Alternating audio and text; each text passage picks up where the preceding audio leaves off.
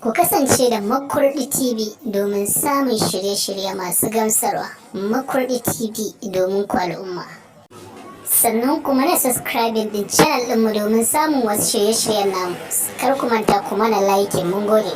Allah ka bi mana haƙƙin mu ya Allah. Halin da ba zai samu mu ɗan Najeriya a wannan halin, musamman mu jihar Kano da ya samu wannan lockdown na sati biyu. Ba ci ba sha ba mu shinkafa. Kuma an ce da kana da ƙiba sosai.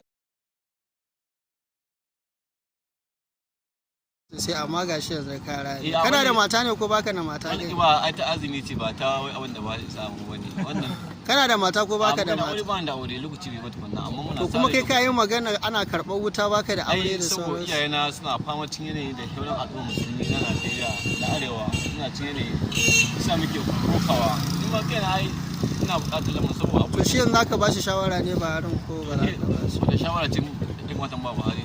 Allah wace bayan Allah suka bashi kuma shawara ta kai ga Buhari in ya san halin da talaka suke to jiyo duba kallon halin da mutane suke ko kuma ake cewa a tsamiyan ma ana magana wajen aure 8 ne ya raba jiya.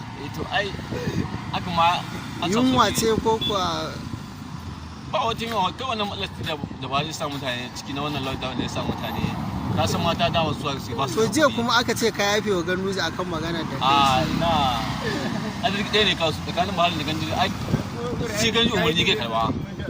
Shi Ganduzi umarni ke karba gurin Buhari. Isa da abin da Ganduzi ma kar ma ka tana ma. Shi za ku yafe mai kenan. To ba ne. Shi kun yafe mai kenan. Gaskiya yafe a gurin Buhari da Ganduzi to. Ka taba mu rika sun ga Allah dan. Kawai abin da mu ci su kenan. Ba ma ce ba mu kai ma ce ba tunda dukkan musulmai ne. Kare wa dan uwanka musulmi kai Allah ya ba za ku shawarar da zaka bada ne a dangane da wannan mulkin na zaman gida dole?